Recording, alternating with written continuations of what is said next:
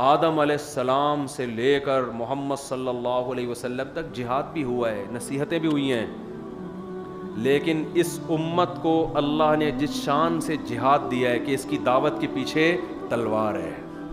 اس کی دعوت کے پیچھے کیا ہے؟ تلوار ہے. ابراہیم علیہ السلام کو اللہ نے 2 بیٹے دیے ہیں, ایک اسحاق اور ایک اسماعیل. دونوں کو اللہ نے نوازا. اسحاق علیہ السلام کی اولاد میں یہود پیدا ہوئے جو آج بنی اسرائیل کہلاتے ہیں, جنہوں نے آج ناجائز قبضہ کیا ہوا ہے. اسماعیل علیہ السلام کی اولاد میں سے ایک پیغمبر آئے جن کا نام کیا ہے؟ محمد صلی اللہ علیہ وسلم. اللہ نے جب ابراہیم علیہ السلام کو 2 بیٹے دیے تو ایک کی صفت بیان کی, بشرناہ بغلام علیم. اسحاق کا نام رکھا علم والا, اور اسماعیل علیہ السلام کا لقب ہے بغلام حلیم, حلم والا, قوت برداشت. اس میں اشارہ دے دیا کہ اسحاق کی اولاد کا دنیا میں غلبہ علم کے ذریعے ہوگا, اور اسماعیل کی اولاد کا دنیا میں غلبہ حلم, قربانی. جیسے کہ اسماعیل علیہ السلام کو ذبح ہونے کے لیے لٹایا گیا, فوراً اللہ کی رضا کے لیے لیٹ گئے. یہ بھی ایک قسم کا فدائی حملہ تھا. فدائی حملے میں آدمی خود ہی لیٹ جاتا ہے نا آگے. تو بتا دیا کہ یہ جو محمد صلی اللہ علیہ وسلم کی امت ہے, اس میں قربانی کا جذبہ ہوگا. اس کی دعوت کے پیچھے کیا ہے؟ تلوار ہے.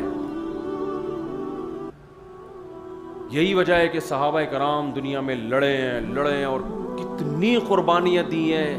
10-10 ہزار لوگ ایک ایک جنگ میں شہید ہوئے ہیں. کیونکہ اگر صرف آپ دلائل سے بات کرتے ہو تو دنیا میں ہر ایک دلائل کی زبان نہیں سمجھتا. مشہور ہے جس کی لاٹھی اس کی بھینس. قرآن کیا کہتا ہے؟ وَلَوْلَا دَفْعُ اللَّهِ النَّاسَ بَعْضَهُمْ بِبَعْضٍ لَهُدِّمَتْ الصَّوَامِعُ وَبِيَعٌ وَصَلَوَاتٌ وَمَسَاجِدُ يُذْكَرُ فِيهَا اسْمُ اللَّهِ كَثِيرًا.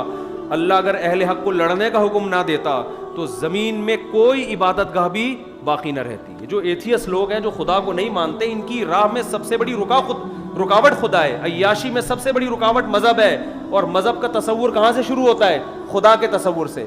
تو ہر عیاش آدمی کی خواہش ہے خدا کا انکار کرنا, کیونکہ آپ خدا کو مانو گے پھر آپ کو یہ ماننا پڑے گا اس کا بندوں سے لنک کیا ہے, پھر اس لنک کے بعد یہ وہ چاہتا کیا ہے بندوں سے, تو وہاں آپ پہ پابندیاں لگنا شروع کہ یہ صحیح ہے اور یہ کیا ہے, غلط ہے. خدا کو آپ نے درمیان سے نکال دیا, اب آپ کے لیے دنیا کی ہر چیز کیا ہو گئی؟ حلال. تو قرآن کہہ رہا ہے کہ اگر خدا اہل ایمان کو لڑنے کا حکم نہ دیتا تو زمین میں کوئی عبادت گاہ بھی باقی نہ رہتی.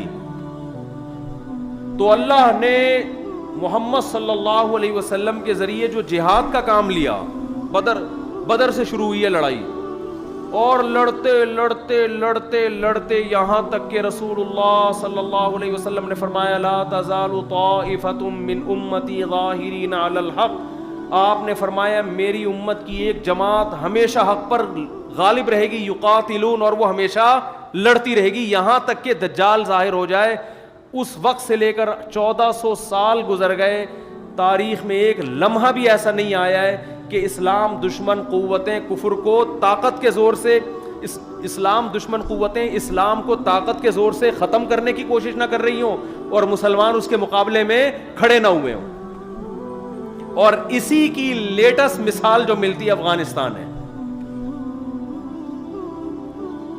پہلے رشیا نے ہاتھ صاف کیا, وہاں پہ جس ملک پہ پاؤں رکھا اس نے اس کو ہڑپ کر دیا. آپ کیا رشیا کی طاقت کو کم سمجھتے ہیں؟ اتنی بڑی طاقت, اتنی بڑی پاور.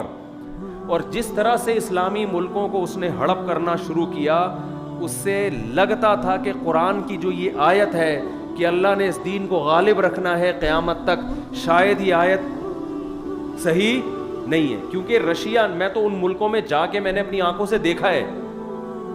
ازبکستان میں گیا, بخارا میں گیا, سمرقند میں گیا, انہوں نے بتایا کہ رشیا نے اسلام کو ختم کرنے کے لیے اتنا ظلم کیا ہے کہ اگر کسی کے وضو کا نشان بھی نظر آتا تھا اس کو فوراً قتل کر دیا جاتا تھا.